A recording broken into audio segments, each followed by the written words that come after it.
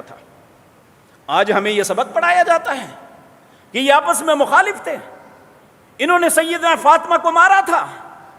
نعوذ باللہ من ذالک، یہ بہت بڑا بہتان ہے جو سیدنا عمر پہ لگایا جاتا ہے، سیدنا ابو بکر پہ لگایا جاتا ہے۔ میرے بھائیوں، یہ بات یاد رکھیں، سیدنا ابو بکر کی شخصیت وہ ہے کہ ایک دفعہ حضرت عمر اور سیدنا ابو بکر کا کلیش ہو گیا کسی بات پہ، اس میں سیدنا عمر رضی اللہ تعالیٰ عنہ حق پہ تھے۔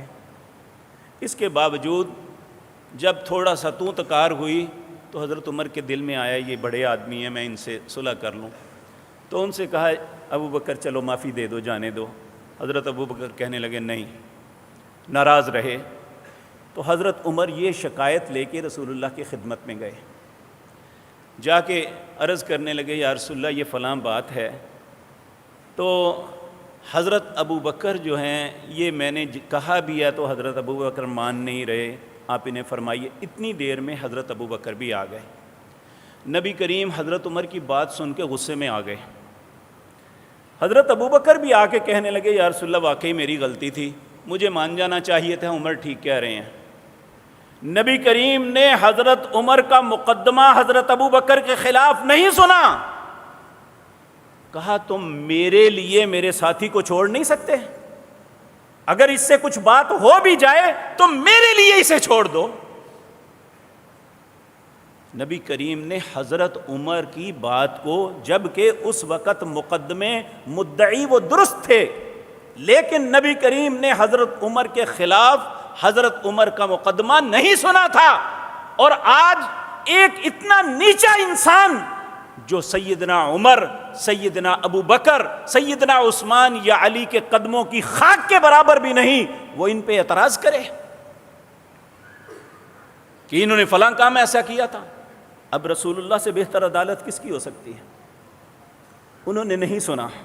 اسی طرح نبی کریم صلی اللہ علیہ وسلم نے، اب دیکھیں کسی کو برا تو تب کہیں جب اللہ اسے برا سمجھ لے۔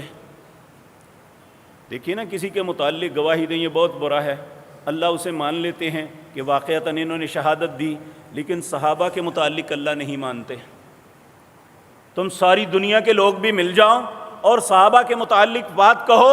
حضرت جابر کہتے ہیں رسول اللہ صلی اللہ علیہ وسلم نے فرمایا لا تمس النار مسلما رعانی، جس نے مجھے اسلام کی حالت میں دیکھا اور وہ اسلام کی حالت پہ قائم رہا، اسی حالت میں اسے موت آئی، صرف رسول اللہ کو دیکھا اور اسلام کے اوپر رہا، اسے آگ نہیں چھوئے گی۔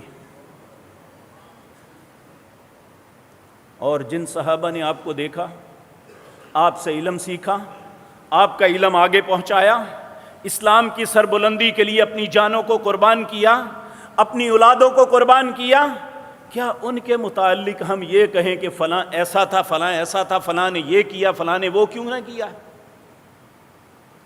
جب اللہ نے فیصلہ فرما دیا ہے تو میری زبان کیا ہے کہ میں ان پاک باز لوگوں کے متعلق بکواس کرتا رہوں؟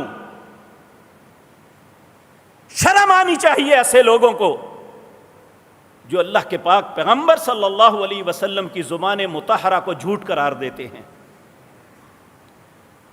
اللہ اکبر۔ حضرت جابر بن سمرہ رضی اللہ تعالیٰ عنہ کہتے ہیں حضرت عمر نے جابیہ مقام پہ ہمیں خطبہ دیا، ہم کھڑے تھے تو کہنے لگے جس طرح میں تمہارے پاس کھڑا ہوں اسی طرح رسول اللہ ہمارے درمیان یہاں پہ کھڑے تھے۔ تو نبی کریم صلی اللہ علیہ وسلم نے ہمیں تلقین فرمائی تھی۔ ابن ماجہ میں یہ روایت ہے، حدیث کا نمبر ہے 2363۔ نبی کریم نے فرمایا احفظونی فی اصحابی ثم الذین یلونہم ثم الذین یلونہم، میرے صحابہ جو ہے نا ان کا خیال ہمیشہ رکھنا، ان کے احترام کو ملحوظ خاطر رکھنا، ان کی عزت و تکریم کو سمجھنا، اور اس کے بعد والے لوگ یعنی تابعین جنہوں نے ایمان کی حالت میں صحابہ کو دیکھا، ثم الذین یلونہم، اس کے بعد ان کو یعنی تبع تابعین کو، صحابہ کی وجہ سے دو اور زمانے کے لوگوں کو فقیہت ملی۔ نبی کریم دنیا سے تشریف لے جاتے ہیں، بعد میں جب بھی جو کوئی جنگ کوئی معرکہ ہوتا، لوگ پوچھتے تمہارے اندر کوئی صحابی ہے؟ تو کہتے ہاں ہمارے اندر ایک صحابی ہیں، تو لوگ کہتے پھر اللہ ہمیں ضرور فتح دیں گے، اس صحابی کی برکت سے اللہ تمہیں فتح دیں گے۔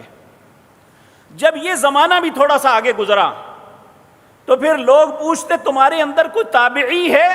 تابعی اس کو کہتے ہیں جس نے ایمان کی حالت میں کسی صحابی کو دیکھا یا اس سے کچھ پڑھا، ایمان کی حالت میں فوت ہوا، تو جب پتہ چلتا ہاں ایک تابعی، ایک یا دو